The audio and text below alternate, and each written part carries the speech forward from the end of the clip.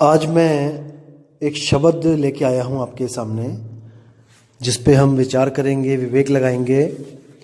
और शब्द क्या कह रहा है, कहाँ की तरफ इशारा कर रहा है, इसको बिल्कुल ध्यान से समझेंगे, एक एक चीज समझेंगे।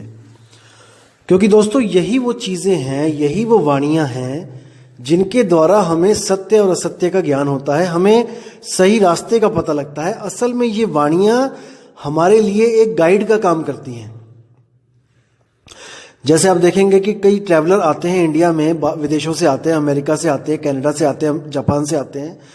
वो आते ही क्या करते हैं, एक ट्रैवल गाइड ले लेते हैं इंडिया में आके, जिसमें हर शहर के बारे में बताया होता है और हर शहर में कौन कौन सी चीजें देखने वाली हैं, पर्यटन स्थल हैं, उनके बारे में बताया होता है। वहां से कैसे कैसे कार टैक्सी मिलेगी, बस मिलेगी या एयरपोर्ट है, वो सारा कुछ बताया होता है। वो केवल इसीलिए कि उनको उस सफर में कोई प्रॉब्लम ना हो। ये इसलिए नहीं होती है कि उनको कहीं घूमना नहीं है और वो केवल किताब पढ़ के ही समझ लो कि घूम लिए, क्योंकि फोटोज तो किताब में भी बनी होती है, लाल किले की, कुतुब मीनार की, जामा मस्जिद की, सबकी बनी होती है, लेकिन फिर भी उनको सफर करना पड़ता है। लेकिन वो किताब केवल एक ट्रैवलर गाइड की तरह काम करती है। कोई ये ना सोचे कि मैं आपको वाणियां बता रहा हूं और इन वाणियों को समझने के बाद आपका कार्य पूरा हो गया, आप पहुंच गए सतलोक, आप पहुंच गए निज स्वरूप में। बिल्कुल नहीं। और जो लोग आपको कहते हैं कि वाणियां पढ़ने से कुछ नहीं होता, दोस्तों वो भी अधूरे हैं, वो भी बेवकूफ मूर्ख हैं वो। क्योंकि वाणियां पढ़ने से हमें सत्य असत्य का पता लगता है भाई। वाणियों के द्वारा ही हमें पता लगता है कि हमने कहां को जाना है। और जो लोग ऐसा कहते हैं कि वाणियां पढ़ना मूर्खता है, दोस्तों उनके खुद सत्संग देखना आप, उन्हीं सत्संगों में वो लोग भी वाणियां पढ़ते मिलेंगे आपको सत्य से रूबरू कराने के लिए। तो भाई आप वाणियों का सहारा क्यों लेते हो? अगर आपको दूसरा कोई वाणी पढ़े तो आपको चुभता है और आप कहते हो कि ये वाणियां पढ़ के सुनाते हैं केवल, तो आप भी वाणियां छोड़ दो, आप भी केवल अपना सत्संग करो। दोस्तों वाणियां केवल इसलिए ली जाती हैं ताकि आपको पता लग सके कि हर संत का मत एक है, हर संत एक सी ही बात कर रहा है। लेकिन ये आपने देखना है कि वो ब्रह्मज्ञानी है या वो पार ब्रह्म ज्ञानी है, ये आपने डिसाइड करना है वाणियों के द्वारा। वाणियां फंसाती भी हैं और वाणियां निकालती भी हैं, लेकिन ये आपने देखना है कि कौन सी वाणी मुझे फंसा रही है और कौन सी वाणी मुझे निकाल रही है यहां से। तो शुरू करेंगे दोस्तों। तो वाणी का नाम है, मोको कहां ढूंढे रे बंदे, मैं तो तेरे पास में। कबीर साहब की बहुत ही मशहूर, बहुत ही प्रचलित वाणी है। ज्यादातर आपको हर ग्रंथ में, हर धर्म में ये मिल जाएगी। इसको कई संतों ने, महंतों ने छापा है, लेकिन इसका गलत अनुवाद करके लोगों को भ्रमित कर दिया है। दिक्कत यहां पे है, इसलिए मुझे इस वाणी को शुद्ध करके बताना पड़ रहा है कि आखिर वाणी कहती क्या है। तो शुरू करेंगे दोस्तों।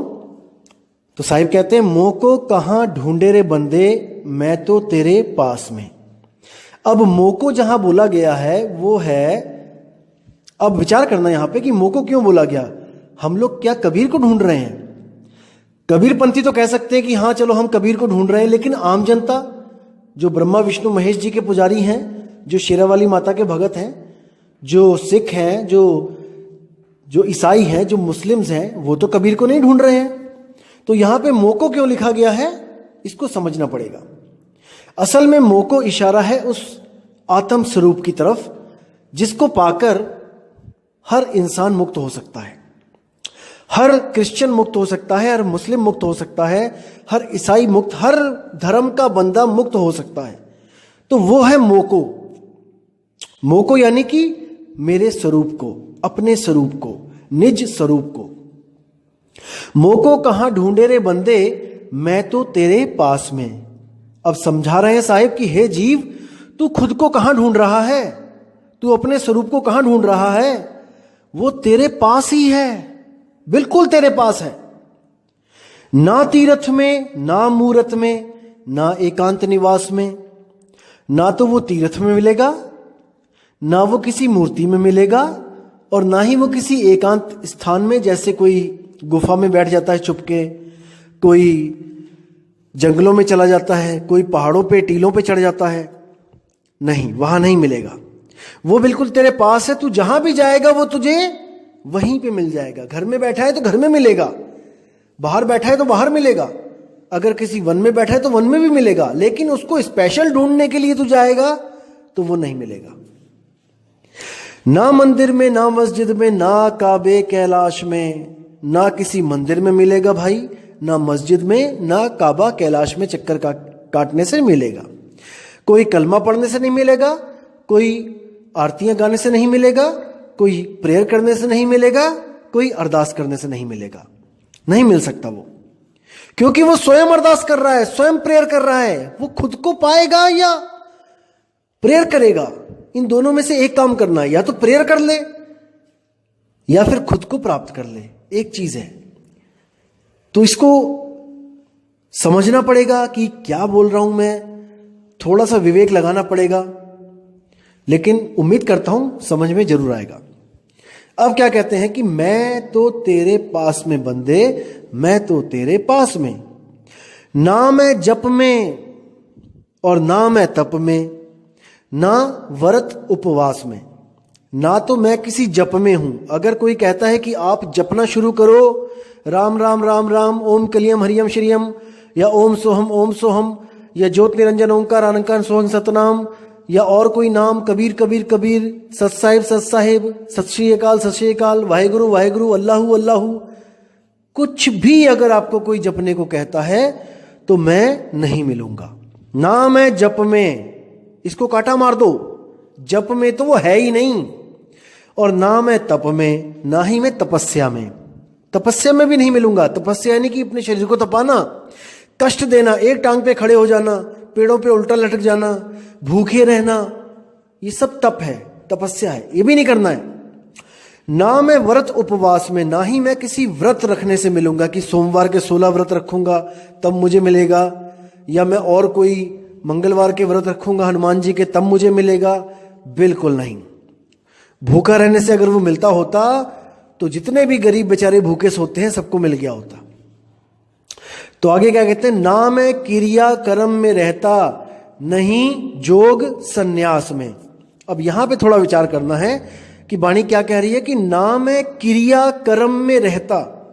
अब कई लोग ये सोचते हैं हिंदू धर्म, मुस्लिम धर्म में, ईसाइयों में भी, कि जैसे कोई बंदा मर गया, किसी के प्राण निकल गए, अब वो क्या कहते हैं कि अब इसका क्रियाकर्म करना पड़ेगा वरना ये भटकेगा भूत बन के। अब सोचना, इसको विचार करना कि पहले तो पंडित आता है आपके पास, पंडित जी आते हैं और जो क्रियाकर्म की है सारा सिस्टम बताते हैं आपको, पूजा पाठ करवाते हैं, और क्रियाकर्म के वक्त जब लाश चिता पे पड़ी होती है तो एक बांस लेके सिर में ठोकर लगवाते हैं, सिर खोपड़ी फुड़वा देते हैं, और क्या कहते हैं कि इसको फोड़ने पे ये आत्मा जो है ये मुक्त हो गई, ये अब चली गई अपने धाम को। ठीक है, अब आत्मा चली गई धाम को। अब उसके बाद क्या होता है कि थोड़े दिनों के बाद ये हरिद्वार का चक्कर लगवाते हैं आपसे कि आपने क्या करना है, अस्थियां इकट्ठी करनी है और हरिद्वार में जाना है, और ये अस्थियां वहां हरिद्वार में विसर्जन करके आना है। और जाते जाते क्या बोलना है कि जैसे अगर पापा खत्म हो गए हैं तो क्या कहना है रास्ते में कि पापा चलो, पिताजी चलिए। और अगर आप 2 लोग जा रहे हो तो जब खाना खाओगे रास्ते में तो 3 थाली लगवाना, एक पिताजी की भी लगवाना साथ में, और हर बार कहना है पिताजी चलिए, वहां जाना है। और वहां जब वापस आओगे तो पीछे मुड़ के मत देखना और बातें करते मत आना, और पिताजी का नाम भी मत लेना, और वहीं कह देना है कि पिताजी आप यहीं रहिए। ऐसा ही होता है हिंदू धर्म में। अब इनको कोई पूछने वाला हो कि जब सिर में ठोकर लगाई थी तब पंडित जी ने यही डायलॉग मारा था कि ये आत्मा अपने निज धाम को चली गई है, ये मुक्त हो गई है, तो ये पिताजी चलो वाली आत्मा कहां से आ गई दोबारा? कोई पूछने वाला हो इनको। उसके बाद क्या कहते हैं कि चलो ठीक है, अब पिताजी चलो वाली आत्मा भी हरिद्वार छोड़ के आ गए, अब वापस आ जाते हैं। अब क्या कहते हैं, अब श्राद्ध करो तो पिताजी को मुक्ति मिलेगी। देखो पिताजी कहीं भूखे बैठे हैं, अरे जहां स्वर्ग में वो गए हैं, स्वर्गवासी हो गए हैं, वहां पे भाई, वहां पे तो ऐशोराम पूरी है कि वहां पे भी भूखमरी फैली हुई है, कि वहां पे भी तुम लड्डू बना के दोगे आटे के तब वहां जाएंगे, वो खाएंगे उसको। वो ऐसा भरम जाल में डाल रखा है कि कोई निकालने वाला नहीं मिल रहा है। उसके बाद 4 साल के बाद चवर्थ करते हैं, उसमें कहते हैं कि भाई ये करो तो उसको मुक्ति मिलेगी। अरे कितनी बार मुक्त होगा भाई? गीता में क्या बोला गया है कि आत्मा जैसे ही प्राण को त्यागता है, यहां से निकलता है इस शरीर से, वो जीव वो किसी और गर्भ में चला जाता है कर्मों के अनुसार। अब आपसे उसका सारा रिश्ता टूट गया और वो किसी और के घर में बच्चा बन के पैदा हो गया। अब उसके माँ बाप वहां पे हैं, वो उसको खिलाएंगे पिलाएंगे। अब यहां आपके श्राद्ध और आपके चवर्क से जो खाना खिलाना जो आप कर रहे हो वो नहीं पहुंचने वाला वहां पे। वहां वही खाया जाएगा जो उसके माँ और बाप उसको खिलाएंगे। तो इन भरमजालों को तोड़ना है दोस्त, इनसे बाहर निकलना है। अगर अभी नहीं निकलोगे तो कभी नहीं निकलोगे। तो आगे क्या कहते हैं? ना मैं क्रिया कर्म में रहता, नहीं जोग संन्यास में। ना तो मैं किसी क्रियाक्रम में रहता हूं और नहीं कोई जोग संन्यास। जैसे आप देखोगे हठ योग, राजयोग, तरह तरह के योग, प्राण योग, ये सारे जितने भी योग हैं जो शरीरों के द्वारा किए जाते हैं, इसमें शरीरों को साधा जाता है, सुरति को नहीं साधा जाता। इसमें शरीरों को साधा जाता है। और यही जोग संन्यास में जितने भी जपी तपी सन्यासी थे वो सब उलझ गए और वापस गर्भजून में आ गए। अब कहते नहीं प्राण में, नहीं पिंड में, ना ब्रह्मांड आकाश में। ना तो मैं प्राण में रहता हूं और ना ही मैं पिंड में रहता हूं और ना मैं ब्रह्मांड में रहता हूं। अब यहां पे प्राण, पिंड, ब्रह्मांड और अंड सब आ गया, इकट्ठा ही आ गया, क्योंकि जो अंडे जो पिंडे सो ब्रह्मांडे, सब कुछ एक ही में आ गया। और यहां पर साफ मना कर दिया कि ना ही तेरे शरीर में रहता हूं, ना ही मैं अंड में रहता हूं, ना ब्रह्मांड में रहता हूं, मैं कहीं पे भी नहीं हूं। अब यहां पर सोचने वाली बात है कि नहीं प्राण में है, क्योंकि कई प्राण योग जो करवा रहे हैं वो क्या कहते हैं कि कबीर साहब प्राणों में है, परमात्मा प्राणों में रहता है। तो प्राणों में भी नहीं हूं, नहीं प्राण में, नहीं पिंड में। कई लोग कहते हैं आपके पिंड में ही है परमात्मा, वहां पे भी नहीं हूं। कोई कहते हैं ब्रह्मांड में है, आकाश में, वहां पे भी नहीं हूं। तो हर जगह नहीं हूं, नहीं हूं, नहीं हूं। क्यों? क्योंकि ये सब ब्रह्म है, ये सब ब्रह्म का जाल है, यहां पर मैं कहीं नहीं मिलूंगा। अब आगे क्या कहते हैं? ना मैं त्रिकुटी भंवर गुफा में, नहीं श्वासों की श्वास में। यानी कि ना तो मैं त्रिकुटी में हूं। कई लोग आपको भ्रमित करेंगे, कई ऐसे पंथ चल रहे हैं भारत में और भी कई जगह, जहां थर्ड आई के नाम पे, तीसरे तिल के नाम पे, त्रिकुटी शिव नेत्र के नाम पे आपका सारा ध्यान माथे पे लगवा देंगे, जहां पर इंगला पिंगला और सुषुम्ना नाड़ी जाती है, उसी नाड़ी में आपका सारा ध्यान लगवा देंगे। और आपको क्या कहेंगे कि इसी में परमात्मा मिलेगा, ज्योत स्वरूपी। इसी में एक ज्योत जग रही है जो चोरों में भी है, ठग्गों में भी है, साधु में भी है, संतों में भी है, सब में है। उसी ज्योत के दर्शन करने हैं, उसी ज्योत में आपको गुरु का स्वरूप मिलेगा और आप उसी नूरी स्वरूप के दर्शन करके मुक्त हो जाओगे। आपको ऐसे भ्रम में डाल दिया जाएगा। लेकिन दोस्तों बिल्कुल नहीं, बिल्कुल नहीं। कबीर साहब कहते त्रिकुटी मध्य ध्यान लगाए, कहो कहां को जाए, सुरति समानी अधा धुंध में, और बिन जाने कहां जाए। कहते हैं त्रिकुटी में ध्यान तो लगा लिया भाई, लेकिन जाना कहां है? त्रिकुटी कहां है? इस शरीर के अंदर। और शरीर एक दिन छोड़ना पड़ेगा। जब शरीर छोड़ोगे तब कहां जाओगे? आज तो मान लिया कि चलो त्रिकुटी में सुरती लगा ली, वहां पे ज्योत भी जग गई, सब कुछ हो गया, ओके रिपोर्ट है। अब जब वहां पर शरीर खाली करना पड़ेगा तब कहां जाओगे भाई? शरीर से तो बाहर निकलोगे कि नहीं निकलोगे? कि अड्डा ही बना लोगे शरीर को कि नहीं निकलूंगा मैं यहां से?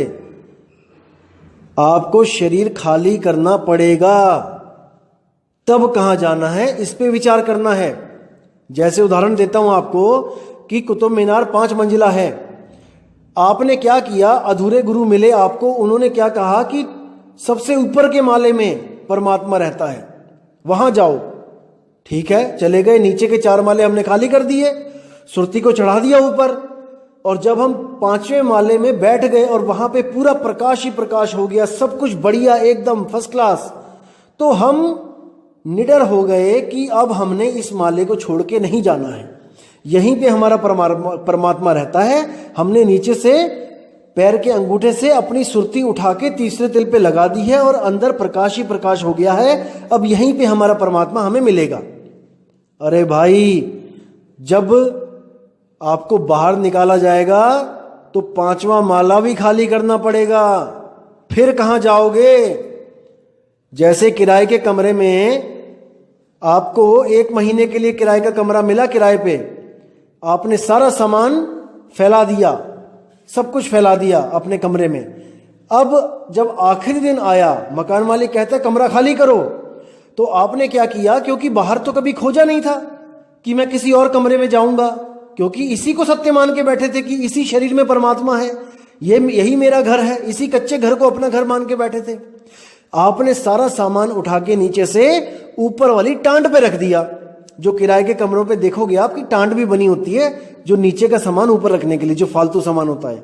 आपने सारा सामान टांड पे रख लिया। अब वो टांड पे रखने के बाद आप मकान मालिक को कह रहे हो कि देखो आपका कमरा खाली कर दिया मैंने, आपका कमरा खाली है। अरे भाई, वो टांड भी कमरे में ही है। जब आपको निकाला जाएगा तो उस टांड से भी निकाला जाएगा, बाहर निकाला जाएगा। अब कहां जाओगे? तो हमने उस घर का विचार करना है जहां जाने के लिए हमें इस पूरे घर को खाली करना पड़ेगा। तिरकुटी विरकुटी में नहीं उलझना है, पूरा घर खाली करो। इसी को जीवित मरना कहते हैं। जीवित मरना क्या होता है? कई लोग कहते हैं, भरमा दिया कई लोगों ने जीवों को कि पिक्चर देखना या पार्टी में जाना या शादियों में नाचना, जैसे डीजे चलता है नाचते हैं, या लिपस्टिक लगाना, बिंदी लगाना, चूड़ियां पहनना, रंग बिरंगे जो कपड़े पहनना, ये सब त्याग दो। इसी को जीवित मरना कहते हैं। वाह भाई वाह। मतलब शादी में जाओ लेकिन नाचो मत, तो आप मुर्दा हो, जीवित मुर्दा हो। अरे भाई, क्या कभी मुर्दा भी किसी की शादी में जाता है क्या? क्या मुर्दा वहां जाएगा तो वो मुर्दा है और वो थोड़ा सा नाच ले तो वो जीवित हो गया? क्यों भ्रम में डालते हो जीवों को? जीवित मरने का मतलब होता है जो अंत समय में, मौत के वक्त आपकी स्थिति होगी, उसी को जीते जी प्रैक्टिस करो। अंत समय में पैर के अंगूठे से लेके सिर की चोटी तक पूरा शरीर ये खाली करना पड़ेगा, ये पूरा खाली करना पड़ेगा। इसी को जीते जी प्रैक्टिस करो और इस पूरे शरीर को खाली करो। पूरे शरीर को खाली करना है। और कहां पे सुरती होनी चाहिए? शब्द में। जब शब्द में सुरती होगी तो पूरा शरीर खाली करने के बाद भी आप जीवित रहोगे, क्योंकि आप हमेशा के लिए जीवित ही हो। आपको कोई मार नहीं सकता, आप अमर हो। लेकिन आप अपने आप को शरीर समझ रहे हो, मन समझ रहे हो, इसलिए आप कहते हो कि हाय मैं मर गया, डॉक्टर साहब मुझे बचा लो। जबकि डॉक्टर साहब क्या, आपको स्वयं काल भी आके नहीं मार सकता। डॉक्टर तो आपको क्या बचाएगा? क्योंकि आप मरने जन्मने से न्यारे हो, आप अमर हो, लेकिन आप भूल चुके हो कि आप अमर हो। अब जो गुरु आता है वो आपको अमरता का वरदान देता है। साहिब की वाणी है, हम ना मरिब मरिब संसारा, और हमको मिला जियावन हारा। यानी मुझे वो शब्द मिला जिस शब्द को सिमरण करके मैं अमर हो गया हूं। अब मैं जन्म मरण में नहीं आऊंगा। ये हमारे लिए बोली है वाणी, कोई कबीर साहब के लिए ना सोचे कि उनको भी कोई शब्द गुरु मिल गया, किसी ने दे दिया। वो स्वयं शब्द गुरु हैं। हम हैं शब्द शब्द हम माही, और शब्द से भिन्न और कछु नहीं। शब्द हमारा रूप है। साहिब कहते हैं मैं शब्द ही हूं। लेकिन जो कोई बिरला जानेगा वही उसको पहचानेगा, अन्यथा वो सबके लिए एक दास है, एक कवि है, एक समाज सुधारक है, एक जुलाहे हैं, इससे ज्यादा कुछ नहीं। लेकिन जो ज्ञानी होगा वो समझेगा कि वो जगत गुरु हैं, वो परमपिता परमात्मा है, वो हर जीव को समझाने के लिए आते हैं, और जो उनको समझ लेता है वो उनके रास्ते पे चल के हमेशा के लिए जन्म मरण से आजाद हो जाता है। तो आगे क्या कहते हैं, ना मैं त्रिकुटी भंवर गुफा में, नहीं श्वासों की श्वास में। अब यहां पे साफ बोल दिया कि ना ही मैं श्वासों में भी हूं, क्योंकि कई लोग सोचते हैं कि कबीर साहब ने श्वासों के सिमरण की बात करी है कि श्वास श्वास में नाम ले, वृथा श्वास मत खोए, और ना जाने इस श्वास का आवन होए ना होए। अरे भाई, वो तो सीधे ही कह रहे हैं कि क्या जाने इस श्वास का आवन होना होए, क्या पता ये आए कि ना आए। तो जिस चीज का स्वयं भरोसा नहीं है कि वो आए या ना आए, उस चीज के साथ आपकी सुरती कैसे जोड़ सकते हैं सतगुरु कबीर साहब? कभी नहीं जोड़ सकते, क्योंकि श्वास उस रस्सी की तरह है जो पता नहीं कब टूट जाए। तो कहां पहुंचोगे? जिस रस्सी को पकड़ के जाना चाहते हो वो रस्सी ही कल को टूट गई तो क्या करोगे? बिल्कुल नहीं। कबीर साहब ने कभी नहीं कहा कि श्वासों के साथ सिमरण करो, कभी नहीं। साहिब कहते हैं, चांचरी भूचरी खेचरी अगोचरी उन्मुनी, इन पांचों की गम नहीं, अधर तान तानिए, रेचक कुंभक पूरक को ढंग नहीं। अरे पड़े गुने वाद करे कबू नहीं मानिए, श्वासा का जाप करे झूठ सो बखानिए। अक्षर पार नहीं अक्षर भरपूर है, और कहे कबीर सत्य कर मानिए। साहिब कहते, पढ़े गुने वाद करे कबू नहीं मानिए। जितने भी कथावाचक हैं, ये जो राम जी की कथा युगों युगों से सुनाते आ रहे हैं, कृष्ण लीला सुनाते आ रहे हैं, इनके चक्कर में मत पड़ना। पढ़े गुने वाद करे कबू नहीं मानिए, और श्वासा का जाप करे झूठ सो बखानिए। जो श्वासा का जाप करता है वो भी झूठा है, क्योंकि उसकी रस्सी ही मजबूत नहीं है जो तुम्हें खींच के लेके जाएगी।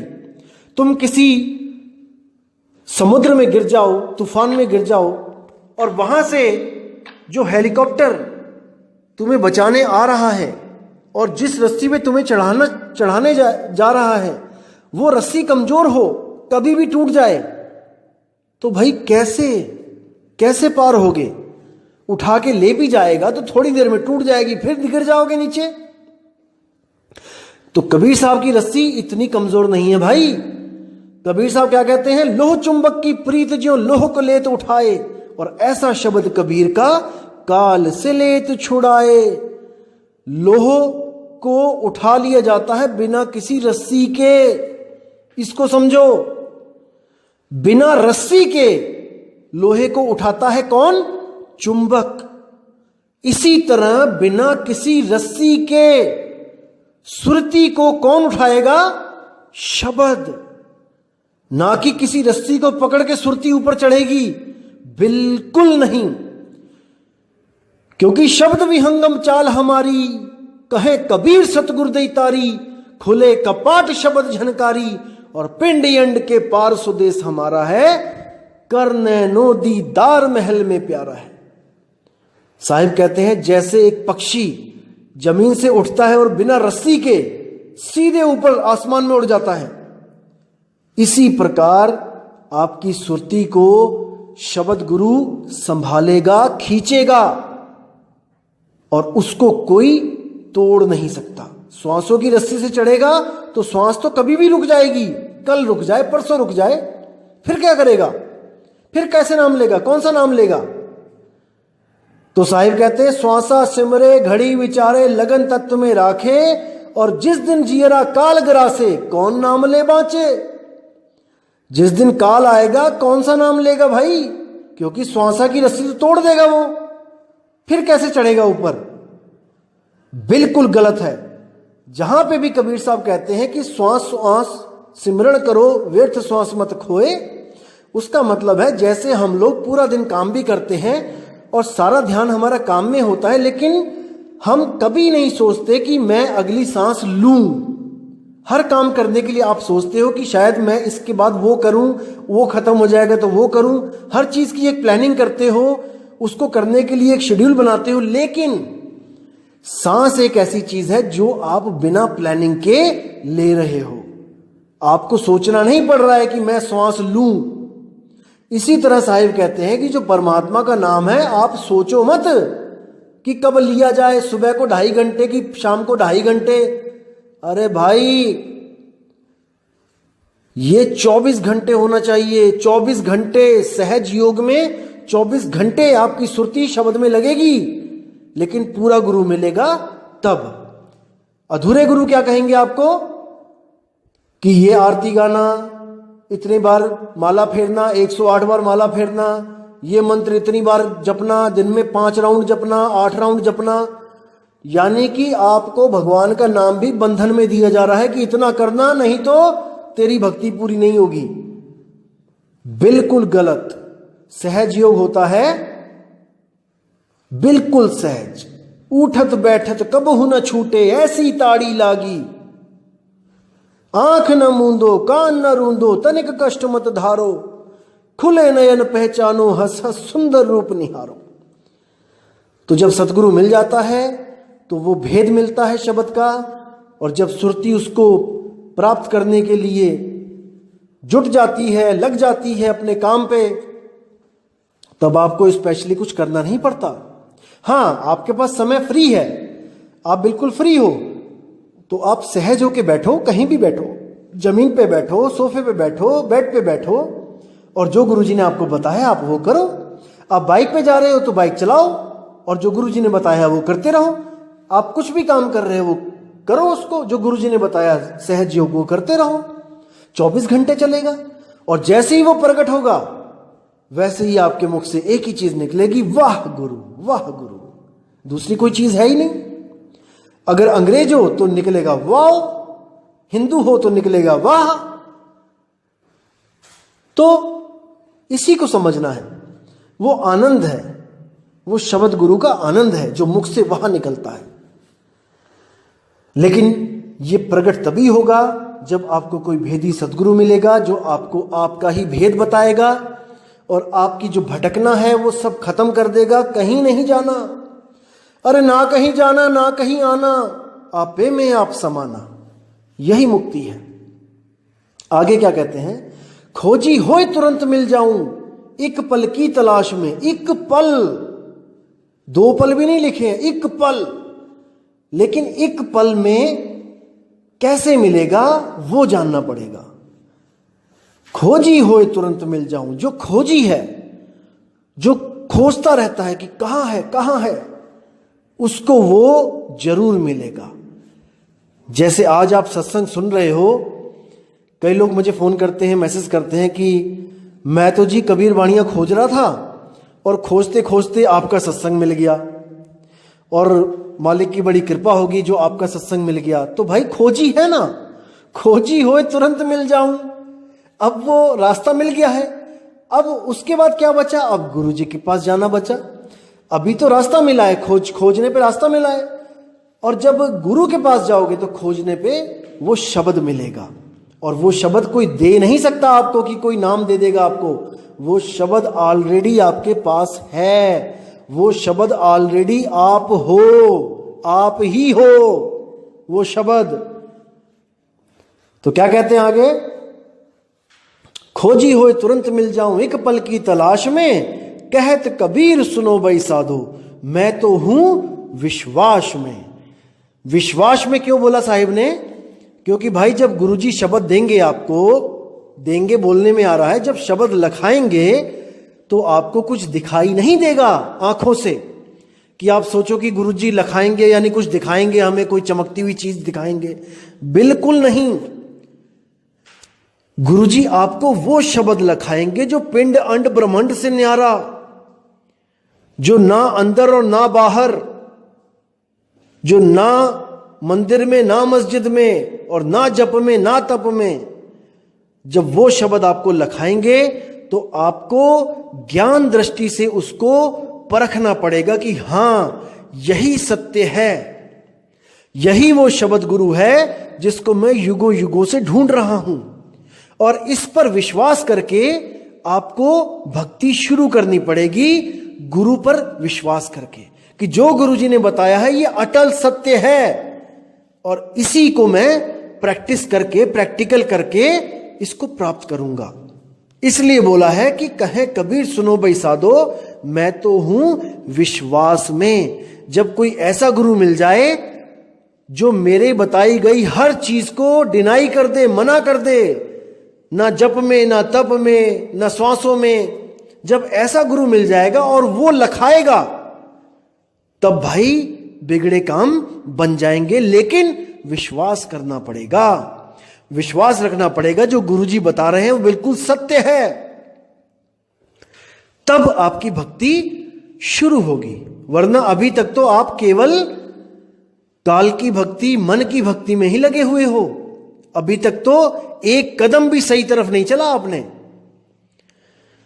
तो दोस्तों, इसको समझना पड़ेगा, इस पे विचार करना पड़ेगा, क्योंकि सब कुछ आपके सामने है। यही वाणियां ले लेके आपको लोग जपवा रहे थे। ये वाणियां हर पंथ लेता है, लेकिन आपको जपवा रहे थे। लेकिन इसमें लिखा है कि नाम है जप में, पढ़ने के बाद भी आपको मंत्रों के जाप में लगाया गया। अब साफ लिखा है नाम है श्वासों की श्वास में, लेकिन पढ़ने के बाद भी आपको श्वासों में उलझाया गया। तो दोस्तों, साफ लिखा है कि नाम है त्रिकुटी भंवर गुफा में, फिर भी आपको बोला गया कि त्रिकुटी में चल। त्रिकुटी ही काल का सबसे बड़ा जाल है, जिसमें ब्रह्मा विष्णु महेश भी गए, लेकिन निकल नहीं पाए। यह ऐसा चक्रव्यूह है जिसमें से आज तक कोई निकल ही नहीं पाया। इसीलिए कबीर साहब को अपना स्वरूप छोड़ के मनुष्य स्वरूप में आके हमें चेताना पड़ा। वरना कबीर साहब को कोई जरूरत नहीं थी। अगर त्रिकुटी में जाके आप सीधे निस्वरूप को प्राप्त कर सकते हो तो कभी जरूरत नहीं पड़ती। लेकिन कोई भी प्राप्त नहीं कर पाया, कोई भी, not even a single person. इसलिए उनको इस मनुष्य चोले में आना पड़ा और हमें सही रास्ता बताना पड़ा, नहीं तो उन्हें कोई जरूरत नहीं थी। तो विचार करना है, विवेक की तलवारें बिल्कुल धार लगा के तैयार रखनी है, और कोई भी अज्ञान आता है उसको काटते चले जाना है। और जो ज्ञान होगा, सच्चा ज्ञान होगा, उसके लिए आपको किसी से पूछना नहीं पड़ेगा कि यह सत्य है कि असत्य है। आपकी आत्मा, अंतर आत्मा गवाही देगी अंदर से कि नहीं, यह सत्य बोल रहा है। और जब यह आवाज आने लग जाए तो समझ जाना दोस्तों कि आपका विवेक जाग चुका है। अब आप सत्य और असत्य की परख स्वयं कर सकते हो, स्वयं। तो दोस्तों, मैं विदा चाहूंगा और अगली ऑडियो में बहुत जल्दी बनाऊंगा, जिसमें आपको मैं अभी 5 ब्रह्म के बारे में बताऊंगा। दोस्तों, थोड़ा सा ना मैं आपको चाहता हूं कि और भी कई चीजें क्लियर करता चलूं साथ में, ताकि कर देनो दीदार महल में प्यारा है जो शब्द है, इसको बिल्कुल स्मूथली समझो आप, उसमें हर चीज आपके समझ में आए, क्योंकि उससे रिलेटेड कई चीजें आपको भी बतानी है। क्योंकि कई मेरे भाई लोग हैं जो बिल्कुल नए हैं, जो कबीर पंथ में नहीं हैं, जिनके लिए ये चीजें बिल्कुल नई होंगी, तो उनको भी तो साथ में लेके चलना है ना मेरे भाई। इसलिए आप ये मैसेज मत करो कि करने नो दीदार महल में प्यारा है का पार्ट 2 और 3 जल्दी बनाओ। दोस्तों, जल्दी काम है शैतान का। जो कबीर साहब का है वो सहज योग है, सहज मार्ग है। धीरे धीरे रे मन धीरे सब कुछ होए, माली सींचे 100 घड़ा ऋतु आए फल होए। तो हर चीज मिलेगी आपको, विश्वास रखो, लेकिन हर कॉन्सेप्ट क्लियर करते चलना है हमने। कोई जल्दबाजी नहीं है हमें, ना मुझे जल्दबाजी है ना आपको जल्दबाजी है। और जो लोग जल्दबाजी कर रहे हैं, मैं उनसे हाथ जोड़ के निवेदन करूंगा कि अपने बाकी भाइयों को भी साथ में लेके चलें। यहां पे कोई रेस थोड़ी नहीं लगी है कि हमने जल्दी पहुंचना है। हमने हर चीज को क्लियर करना है, ताकि हमारे किसी भाई को कोई नकली अधूरा गुरु ठग ना ले। बात पैसे की नहीं है, पैसे ठग लेगा तो सस्ते में छूट गए। यहां तो आत्मा को ठगा जा रहा है भाई। यहां तो 84 में धक्के दिए जा रहे हैं। हर इंसान ये सोच के बैठा है कि मेरा गुरु मुझे पार कर देगा। यही मान के बैठा है हर आदमी कि मेरा गुरु तो मुझे पार कर देगा। अरे पार कैसे करेगा? जब उसके पास सत्य वस्तु होगी तभी करेगा ना। अनंतों गुरु हैं, अनंतों। एक बार नजर उठा के देखो सारे गुरुओं की तरफ, आपको अपने गुरु के अलावा और कोई गुरु सत्य लगेगा ही नहीं जल्दी। देखो एक बार, हर जगह आप हमेशा यही सोचोगे कि मेरा गुरु तो पूरा है। दूसरे किसी गुरु के शिष्य के साथ आपकी डिबेट होगी तो आप हमेशा यही कोशिश करोगे कि कैसे भी मैं अपने गुरु को सत्य साबित कर दूं।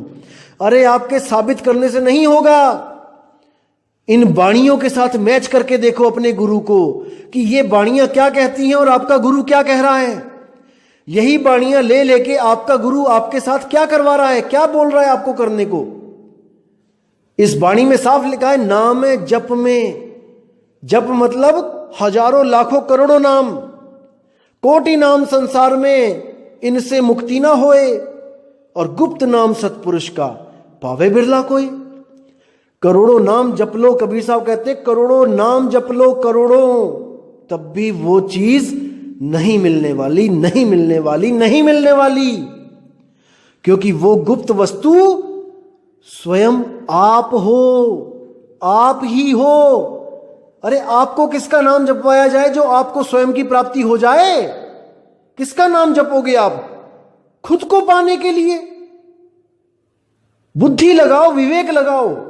खुद को पाने के लिए आप किसका नाम जपोगे? किसी का भी नहीं जपना पड़ेगा, बस सतगुरु मिल जाए।